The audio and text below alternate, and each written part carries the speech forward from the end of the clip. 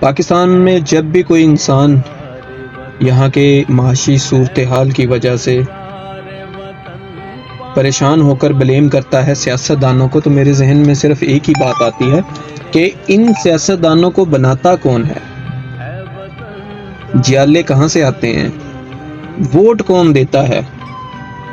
پھر میرے ذہن میں دوبارہ یہ بات آتی ہے کہ اگر ہمارے سیاستدان ایسے ہیں تو یقیناً ہمارے پاکستان کی میجورٹی جو عوام ہے وہ بھی کرپٹ ہے۔ اگر ہم کسی بھی سیاستدان کو کرپٹ کہتے ہیں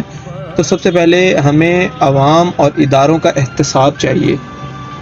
تو اگر ہم عوام کی بات کریں یا کسی ادارے کی بات کریں تو ظاہری سی بات ہے وہ ادارے یا وہ عوام ہم ہی خود ہیں، یعنی کہ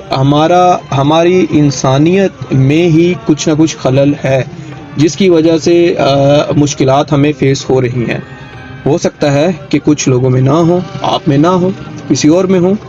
ٹھیک ہے، میں بات کر رہا ہوں میجورٹی کی۔ تو جیسے ہی ایک دفعہ یہ بحث چل رہی تھی تو میرے دوست نے پوچھا کہ اس کا پھر حل کیا ہو سکتا ہے۔ اس کا حل یہ ہو سکتا ہے کہ سب سے پہلے ہمیں اپنی انفرادی اخلاقیات کی طرف توجہ دینی چاہیے۔ ہم اپنے بچوں کو پڑھنا، لکھنا، کھیلنا سب کچھ سکھا دیتے ہیں، ہم اخلاقیات نہیں سکھاتے۔ ہم نہیں سکھاتے کہ آپ نے جب بھی آنا ہے دروازے پہ نوک کرنی ہے،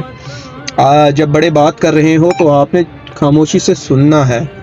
ہم یہ نہیں بتاتے کہ جب کھانا کھانا ہے تو موبائل کو سائڈ پہ رکھنا ہے، ہم نہیں بتاتے اپنے بچوں کو۔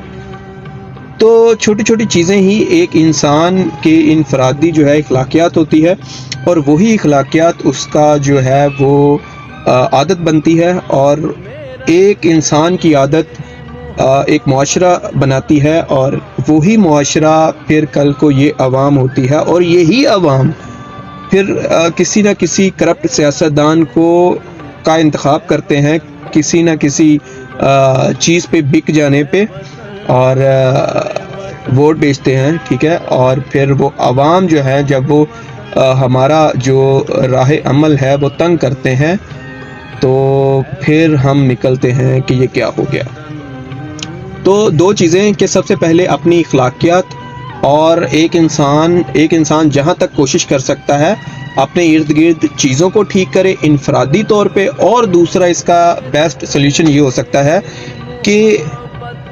لا اینڈ ایجوکیشن کو ٹھیک کر دیا جائے۔ یہ دو چیزیں ٹھیک ہو جائیں پاکستان ٹھیک ہو سکتا ہے، ادروائز جیسے چل رہا ہے چلنے دیں۔